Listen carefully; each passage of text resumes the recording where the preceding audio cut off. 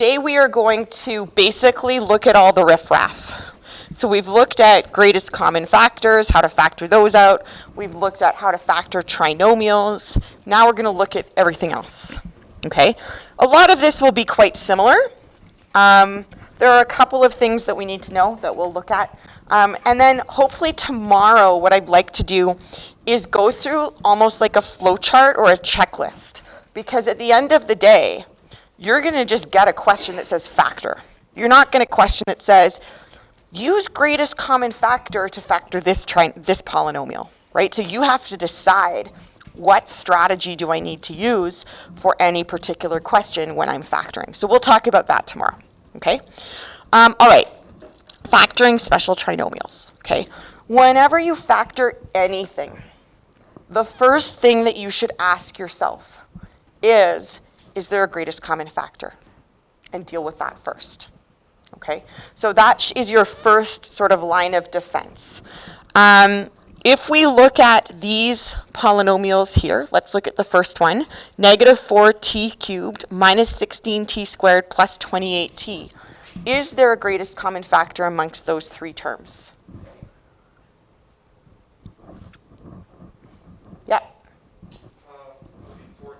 4t. Yes. And the other thing that I'm going to do is because this leading coefficient, the leading coefficient, by the way, is the coefficient of the term with the highest degree, right? So that would be the t cubed term. Because this leading coefficient is negative, I'm going to factor the negative sign out as well. Okay, so this will become negative 4t. And then we have to say, okay, what's left? Yeah.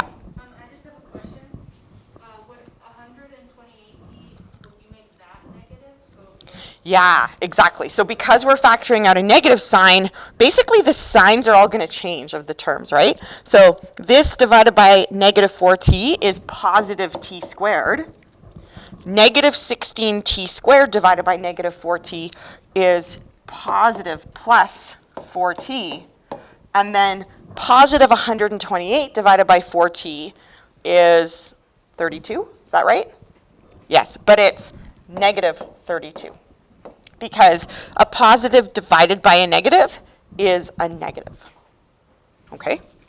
All right, now, here's where today's class is going to be different from the first class that we looked at when we were just dealing with greatest common factors. At this stage, what we need to ask is, can we keep going? Right? So when we took out the greatest common factor, we are left with a trinomial of the form ax squared plus bx plus c. We know that those can be factored if they meet a couple of conditions, right? If we can find two numbers that multiply to a times c and add to b, we can keep going. So we have to check that, okay? So in this case, if we're just looking at the factor t squared plus 4t minus 32, okay, we got to try and find two numbers that multiply to a times c. Here a is 1, so we need two numbers that multiply to 1 times negative 32 is negative 32. And they have to add to b. b is positive 4. Okay, are there two numbers that do that? Multiply to negative 32 and add to 4.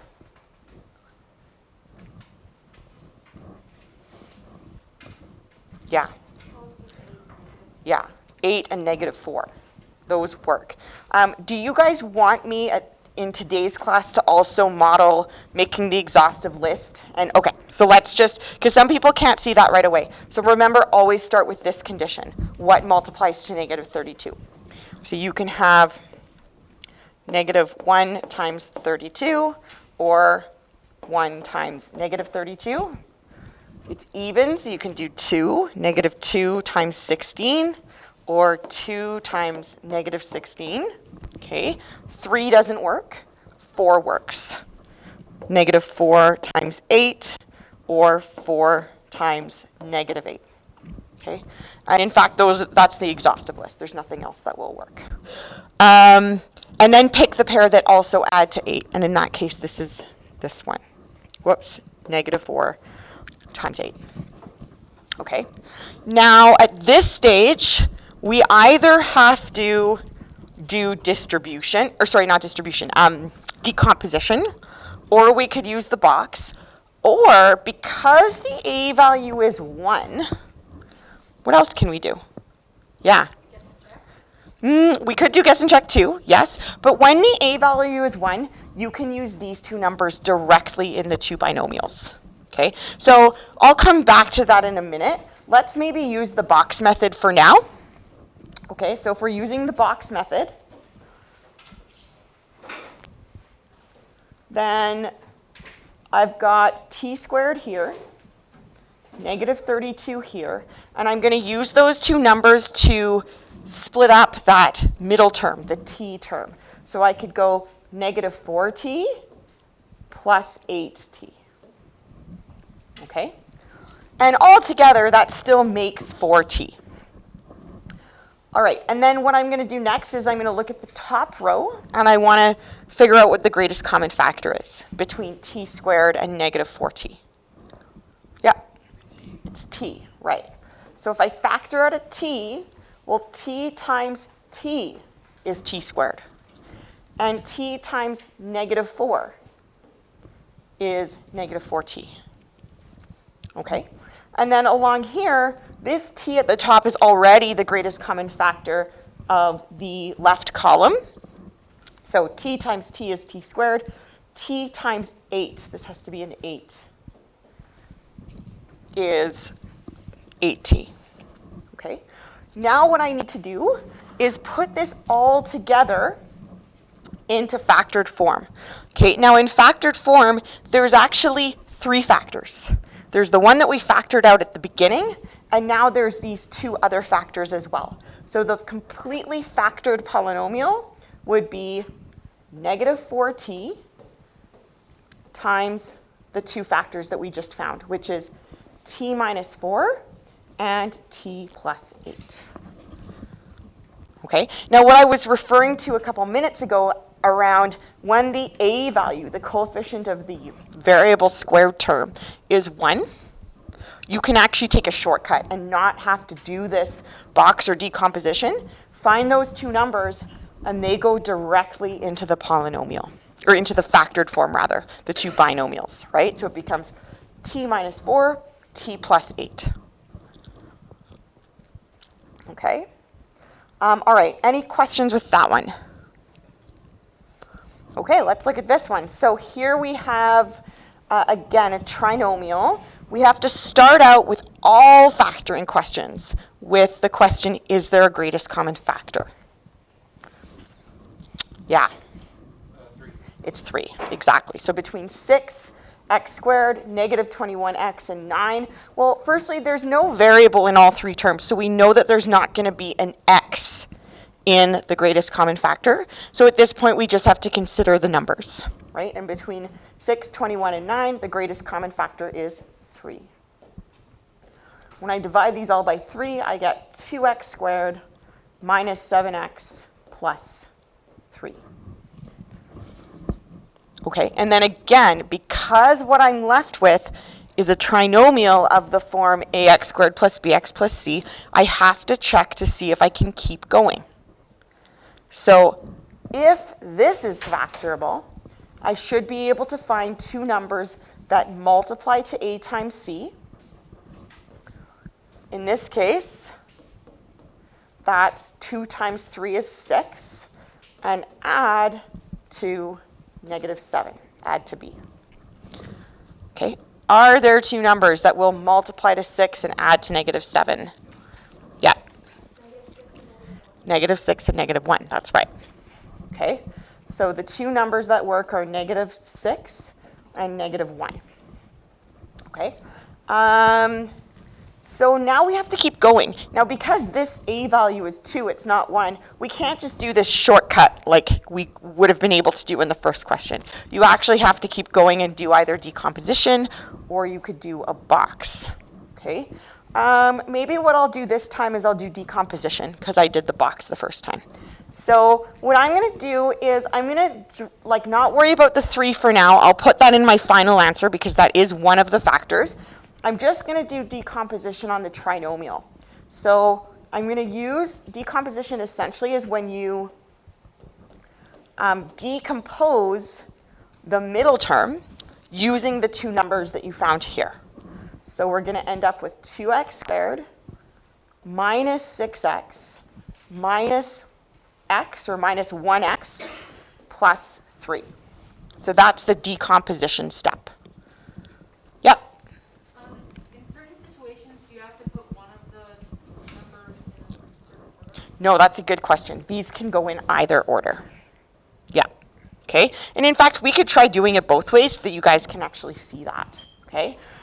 So now the next thing I need to do is pair up the first two terms and the last two terms. Okay? What is the greatest common factor between 2x squared and negative 6x? Yeah?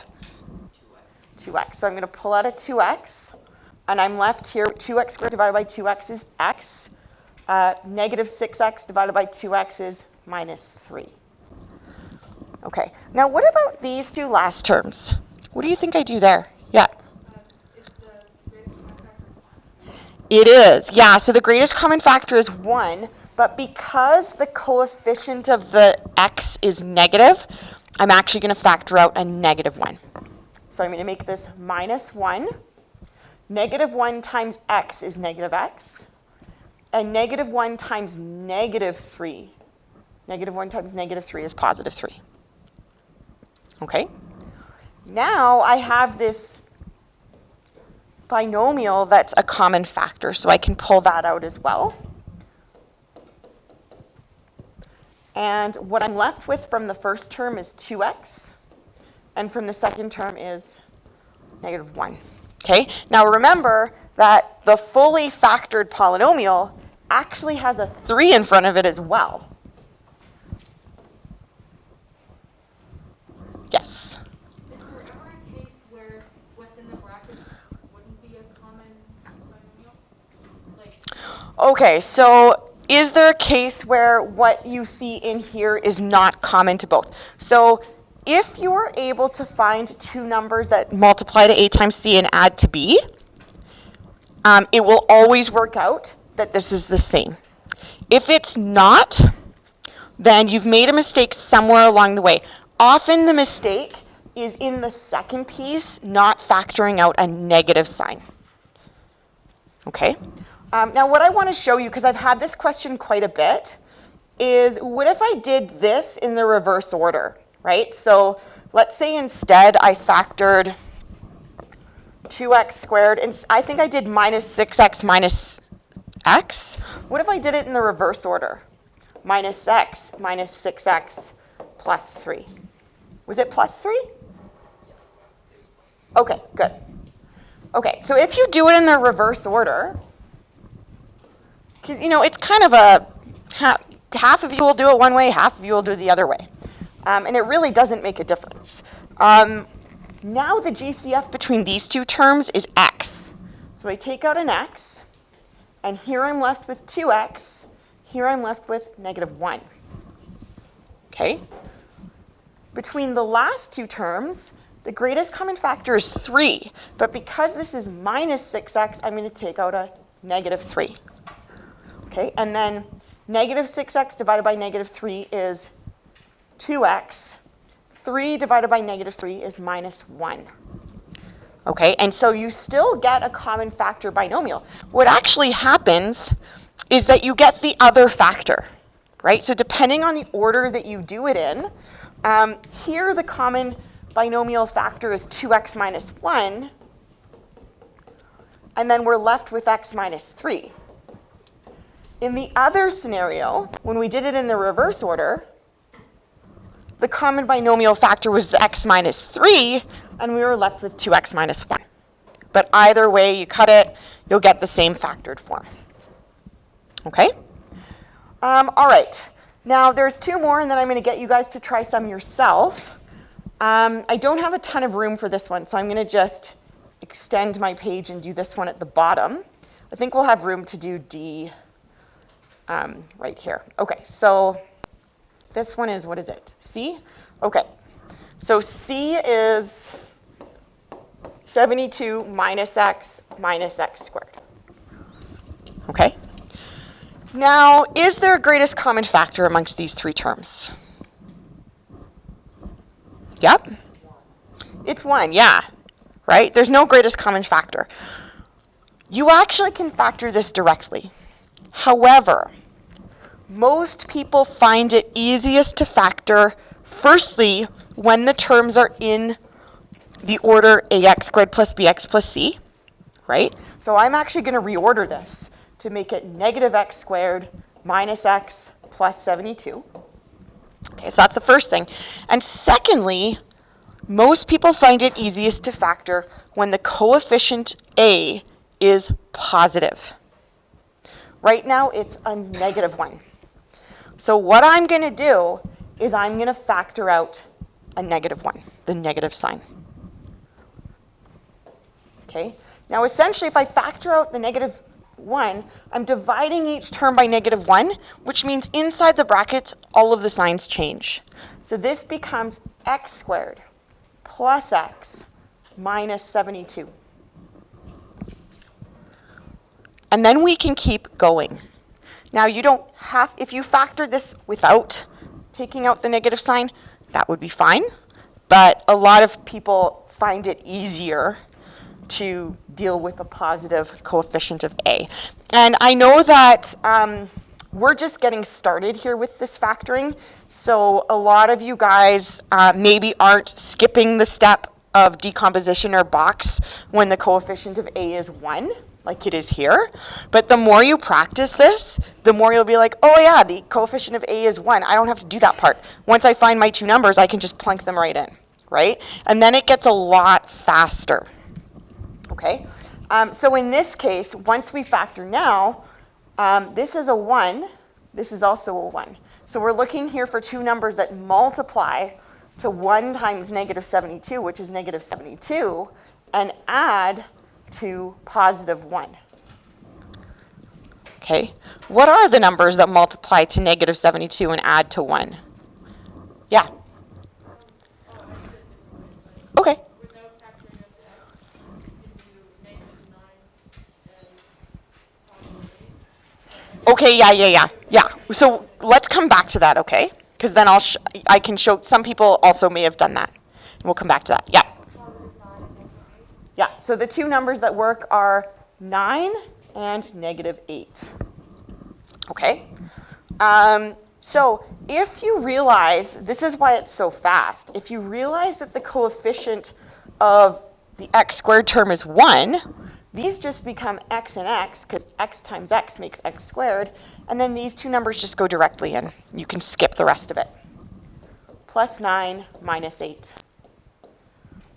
And it's super fast. Okay. Now, some of you guys may have, if you factor directly, you may have gotten this. 9 plus x times 8 minus x. Okay. Did anyone do that?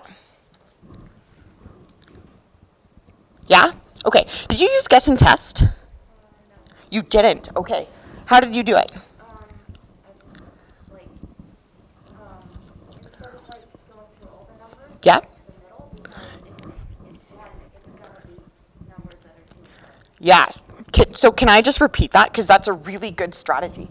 If you know that the middle number, the number they have to add to is 1, then when you're making your exhaustive list of what multiplies to 72, or negative 72, you don't want to start at the extremes, because the extremes are not going to add to 1, right? 1 times negative 72 doesn't make 1. So you want to start actually somewhere in the middle, right? The two numbers that multiply to negative 72 have to differ by 1. So that's where you can get the 9 and negative 8 from. So that speeds it up as well. And generally speaking, the more you practice this, the quicker you'll get, because you'll pick up those tricks as well. Okay? And then where did you go from there? You just put them right in. Yeah, okay. So these are actually the same. You can see 9 plus x is the same as x plus 9. So that's the same factor. These two, essentially what's happened with this factor compared to here is that a negative sign has been factored out of here because the signs here switch, but then you multiply by -1, so those both make the same thing, right? So this is just a side note, but this actually comes up quite a bit in either 20-1 or 30-2. This is the same as this. Okay, and you can see why if you distribute. If you distribute in, you're going to get -x plus 8. That's the same as 8 minus x. Okay, so that's why those two are exactly the same. You can do it either way. If you find it easy to factor directly, by all means do so. Okay, but I do see quite a lot of mistakes when people try and do that when that coefficient of a is negative. So this is a nice workaround. Okay? All right, let's also look at this guy. And then I'm going to get you guys to try some yourself. Okay? All right, so again, first question, is there a greatest common factor? And what is it if there is one? Yeah, 5, that's right. So I take out the 5, and I'm left with z squared plus 2z minus 1. Okay? Now, this again is a trinomial of the form ax squared plus bx plus c, so it may be factorable. So I need to find out. Okay? So if it's factorable, I need two numbers that multiply to, this is a 1 times -1, and add to 2. Okay, now if we start with this condition, what multiplies to -1? There's only two numbers that do that, 1 and -1, right?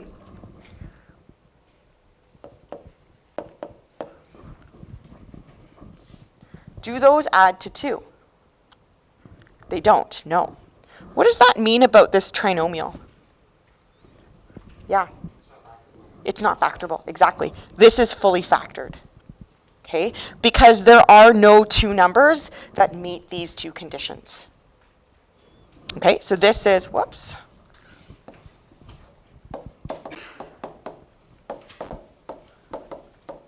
It's fully factored because this is not possible.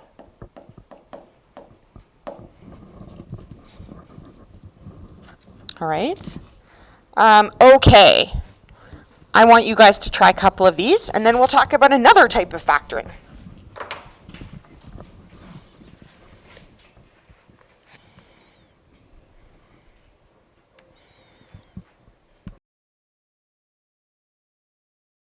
A polynomial that we're going to look at in terms of how do we factor this is something called a difference of squares. And the name is quite appropriate because a difference of squares is essentially two perfect squares with subtraction in between. Okay? Difference means subtraction, and we're looking at the difference of two perfect squares. So an example could be something like this.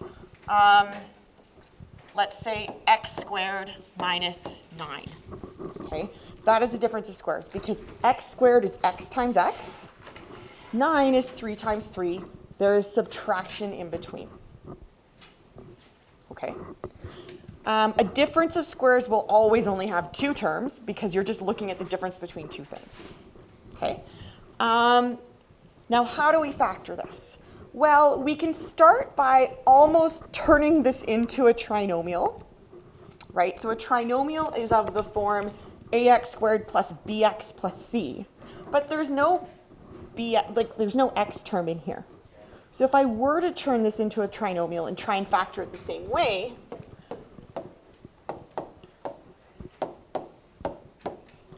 my b value would actually be 0. Okay, so this is not a trinomial, but I'm trying to sort of emulate what we did before and say, okay, the b value is 0. And now I can actually factor it the exact same way. This is not efficient. So what we're going to do is try and work towards the goal of just being able to do this really quickly, but this will show you why it works. Okay, now if we're trying to factor this, our a value is 1. Our c value is -9. So we need two numbers that multiply to -9 and add to 0. What two numbers multiply negative 9 to 0? Yeah. Negative 3 and 3. Yeah, if they add to 0, they actually have to be the same magnitude but different signs, right? One positive, one negative. Or sorry, 3 and negative 3. Okay, now because the a value here is 1, I can immediately create two brackets. These two are going to be x and x, plus 3, minus 3. Okay? Now, our goal is to not have to do this business and be able to go directly from here to here. Okay? So let's talk about how do we do that. Yep. After you get x plus 3 times x minus 3, you distribute? No, because you want to factor, right? So you could distribute, but the goal here is to be factored. If you distribute, then you're going to expand.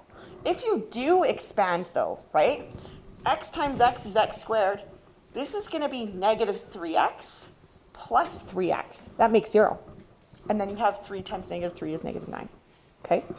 All right. The goal is to be able to go directly from here to here. Okay? So let's see what happened. We had x squared, and then we had an x and an x. And then this perfect square was 9. This became a 3 and a 3. And then one of the signs was positive and one of them was negative. Okay? So let's see if we can look at some trends and try and do this with something else. Let's say I have x squared minus 100. Okay, and we want to try and do this automatically. Well, when the first term was x squared, this became x and x. First term in these two brackets was x and x. X is the square root of x squared. What do you think has to be the first term in each of these brackets? Yeah, x and x, exactly. Okay? And then when this was 9, the second term became 3 and 3. What do you think the second term has to be in each bracket? Yeah, 10 and 10, the square root of 100. And then what do you think has to go in between?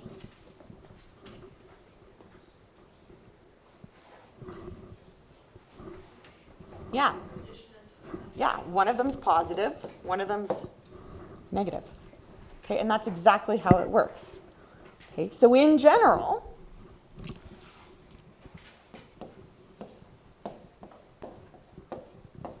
if you have a squared minus b squared, it's going to factor into a and a, b and b. One of them's positive, one of them's negative. Okay, so let's try this with a couple of examples. Okay, 25 minus 36x squared. So the first thing you need to do, of course, is with any of these, ask if there's a GCF. Okay, in this case, there isn't. Then you need to say, okay, well, is it a trinomial of the form ax squared plus bx plus c? This one is not. It's a binomial. If it's a binomial, it's factorable if it's a difference of squares. So now we need to look at this and say, okay, is that a perfect square? Yep, it's 5 times 5. Is that a perfect square? Yes, it's 6x times 6x. Is there a difference in between? Yes, this is a difference of squares. If it's a difference of squares, you can immediately draw two brackets. The first term in each bracket will be the square root of the first perfect square. Okay, square root of 25 is 5. The second term in each bracket will be the square root of 36x squared. What's the square root of that? 6x, yeah. Okay, and then the signs in between, one is addition, one is subtraction. By the way, those can go in any order. I keep doing addition first, but you can also do subtraction first. Yeah. Wouldn't you put 6x first? No, because the first term is the square root of the first square. If you put the 6x first, this would become 36x squared minus 25. That is not the same as 25 minus 36x squared, right? Order for subtraction matters. 5 minus 2 is not the same as 2 minus 5. Okay, so yeah, that's a good question, and it's often something where people make a mistake because they think that the variable has to come first, but in this case it doesn't. Okay, all right, let's look at this one. So the first thing, again, is their greatest common factor? Yes, there is. Okay, what is the greatest common factor? Yeah, 5. So if I take out a 5, 5x squared divided by 5 is x squared. 80y squared divided by 5, 80 divided by 5 is 16, minus 16y squared. Okay, this is important. If you don't take out the 5, you may not notice that this is actually a difference of squares. Okay, the first term is x times x. The second term is y times 4y, and there is subtraction in between. Okay, so we can factor this, right?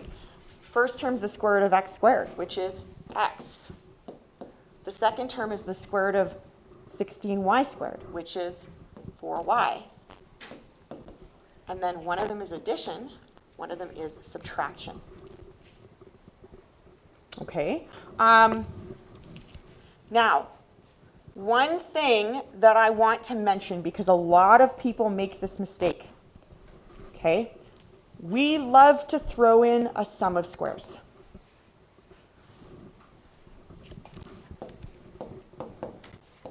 So, an example of a sum of squares.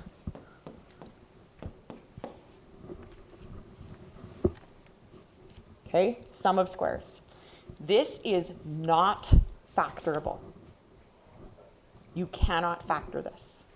Okay, the reason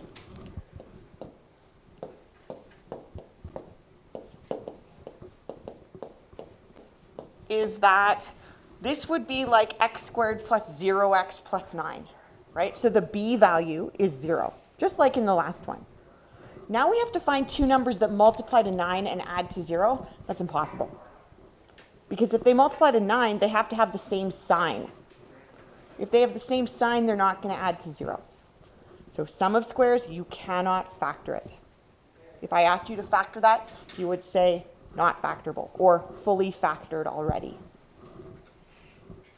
Okay? All right, I want you guys to try these, and then I'm going to throw in one more, actually. I'm going to throw in another one.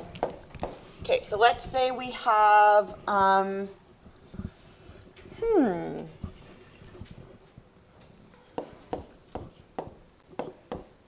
that one.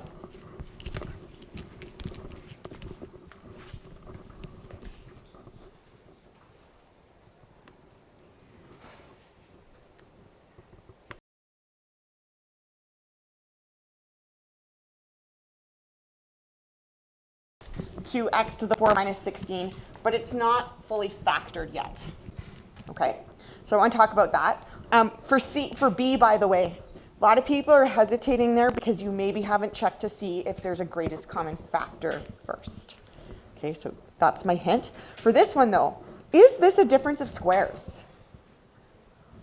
Yeah, okay, so let's make two sets of brackets. Okay, what is the square root of x to the 4? X squared. What's the square root of 16? Plus, minus. Okay, so I saw a lot of this. This is a great start. But can we go further? Yes, why? Yeah. Yeah, this second one is another difference of squares. Okay, can we factor the first piece, x squared plus 4?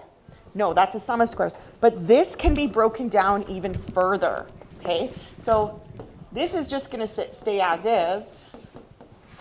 Okay, but this guy is also a difference of squares. The square root of x squared is x. And the square root of 4 is 2. Plus and a minus. Okay, so watch out for that because it's a question that we love to throw in there. Yeah? No, you can't do it here because this is a sum of squares. right? Sums of squares cannot be factored. Yeah. Okay, so I'm going to stop there for today. We haven't quite got through the entire lesson yet, so I have adjusted the homework. Okay, you can, for now, skip number 4 and 9, but we're going to add those in tomorrow.